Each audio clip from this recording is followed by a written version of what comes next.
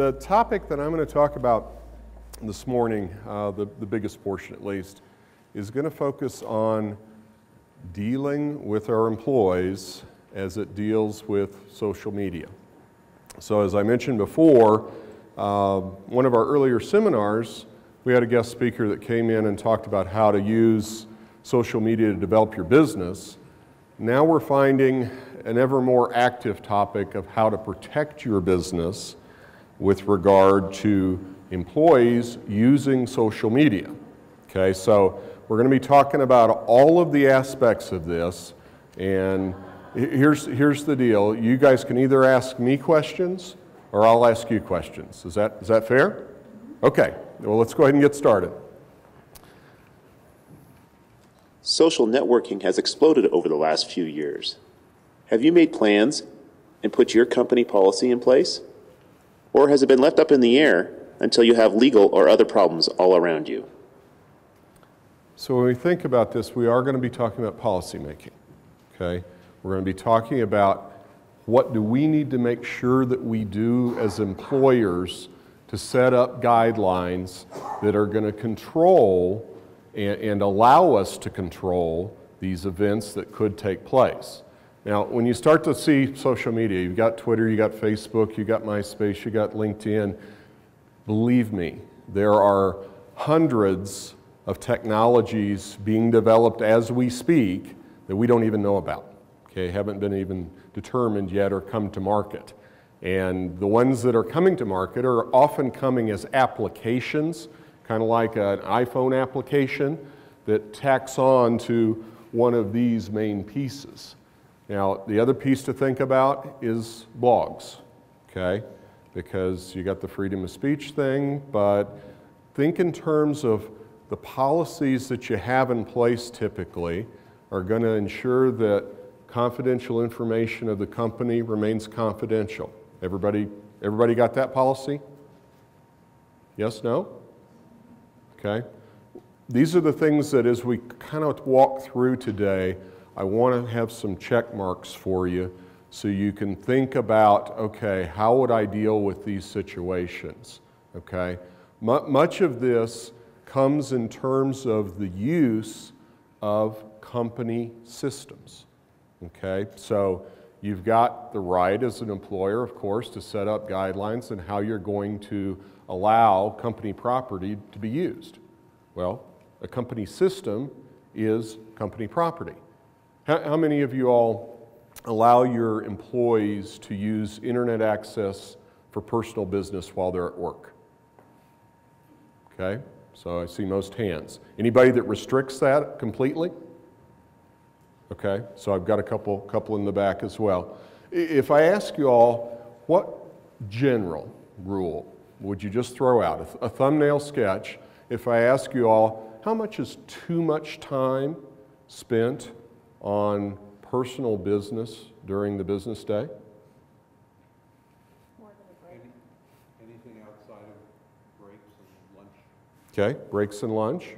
Okay, so if we were looking at that and we said they take half an hour to an hour lunch and they get 2 10, 15-minute breaks, shouldn't expand greater than an hour and a half a day. Okay, is that a fair statement? And could shrink to as much as an hour a day. Okay, so I mean, studies are showing that employees are spending a lot of unproductive time. Guess what's the number one time of the year for least productivity around a single kind of event with employees? I'm sorry? Super Bowl? Okay, others?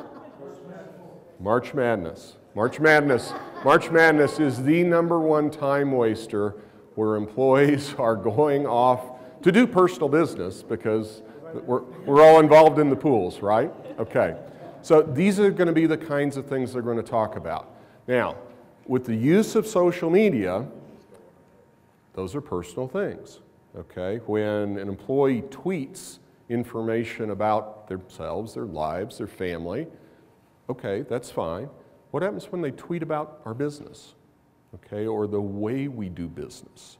So what I've put up here this morning are just some representative examples, but I created 8 different scenarios that are pretty diverse in terms of the continuum of what could happen, but let's take a look at a couple of these.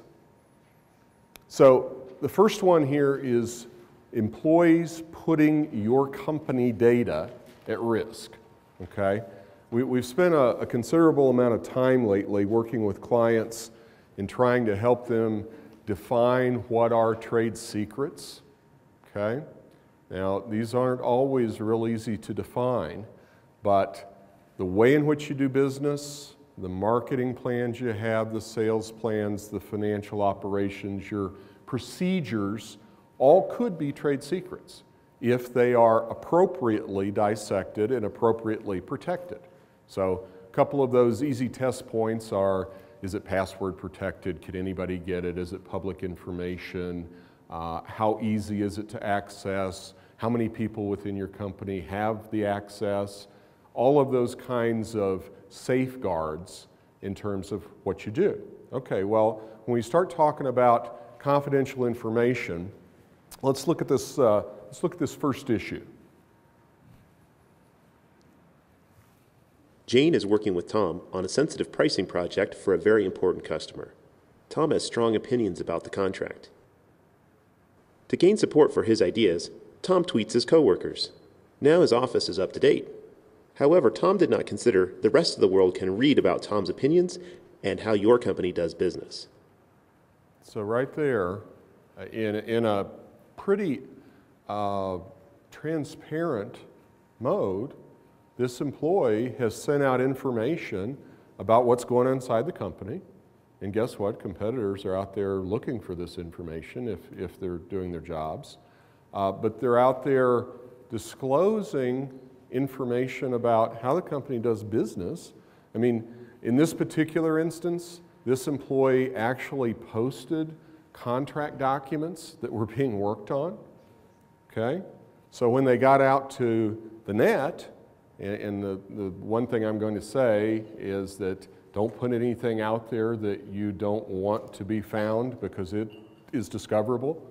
I mean, my daughter asked me the other day, she said, Dad, have you Googled yourself lately? And I'm going, okay, yeah, I sit around doing that often, so yeah, I probably did that just yesterday, no. And she said, well, you're Mr. YouTube. And I said, well, what are you talking about? And she said, well, all the seminars that you do with Peliton, a lot of those snippets are out on YouTube. And I'm going, Marty, how do we control that? We need to take a look. Dennis, we need your help. So those are the kinds of things that we've got to start thinking about in terms of setting up parameters of what's okay and what's not okay for employees to be out there doing.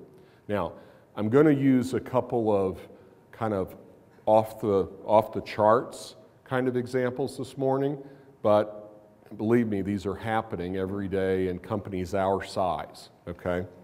So this next one is damaging the company's reputation, okay, and doing so where employees may have created cyber crimes, and I'll talk about all the categories that can entail. I put up a video clip. How many of you remember who Steven Slater is? Okay, so we've got one. Okay, this was 15 fleeting minutes of fame, but Steven Slater, and I'll put the clip up, was the JetBlue flight attendant that decided to jump off the plane down the exit ramp. JetBlue flight ran into turbulence today on the ground. The plane from Pittsburgh had just landed in New York City when a flight attendant got into a heated argument with a passenger. One thing led to another. The flight attendant got on the PA and cursed at all the passengers. Then he pulled the emergency chute, slid off the plane, and fled. The flight attendant, 39-year-old Steven Slater, was arrested at his home. He's charged with reckless endangerment and criminal mischief. So now you think about that and you think of all the money that a company spends to brand their image, all the time, effort, and energy that goes into trying to make it look good in the public, and how many times do you think that story was hit on in review? Millions and millions and millions, okay? The other pieces of this that go with cybercrime, though, let's think a little more serious, and it wasn't quite appropriate for me to kind of post some of the other kinds of things here, but child pornography is one where oftentimes it's a cyber crime and the perpetrator is out there identifying themselves as an employee of your company, okay? So your company and your reputation get attached to things that take place like that, okay? So can we stop those things from happening? We can certainly impede them, okay? And we can put in guidelines that cause employees to understand what's okay and what's not okay, and what would end result cost them their employment with the organization. Can you all think of any other things that might fit this category? Do any of your employees wear uniforms? Okay, do any of you give golf shirts at golf outings that have the company logo on it? Okay, I think everybody kind of does that in one form or another, or we give coffee cups with our logos on them, and it's really cool when employees are walking around the office representing the company. That's part of the esprit de corps, it's part of the branding, it's part that goes with that. But think about the duty that an employee has to the organization when they're wearing that logoed, here I've got my little Peliton pin on this morning. So when they're wearing that logoed shirt or representing the company and they're in a bar, okay, and they've had too much to drink, and guess what? Somebody thinks it's cute and videos it. And the next thing you know, it's viral and it's been YouTubed. Those are the kinds of things that when an employee has on a company shirt, still representing the company image. And that's something that we need to help employees understand. Something as simple as that can get out of hand. Unfortunately, I guess it was last week, there was a young man at Rutgers that took his life on a cyber-bullying kind of scenario. He jumped off a bridge because his perceived friends had pushed something very negative about him out onto the internet. It had gone viral, and he ended his life over it, okay? Serious things can happen. We as employers, we've got responsibility, we've got accountability to deal with this. Why? Because if we don't, it doesn't happen in our favor, okay? Does not happen in our favor. Okay, next one here. Recently passed in the state of Colorado, texting is no longer legal while driving, okay? I can't figure out why we let people dial telephone numbers, but we won't let them text. In other states, it is illegal to talk on a cell phone while driving. And so this kind of represents that just a bit. Constantly on the go and busier than ever, the last thing we need to deal with is a traffic accident. The number one reason for traffic accidents today are distracted drivers. Whether it's texting, talking on the phone, or eating while driving, we are all trying to get more done while we drive to our next appointment. A recent study shows it is more dangerous to text message while driving than to drive under the influence. How are you protecting your employees and company from the legal liabilities of a big crash?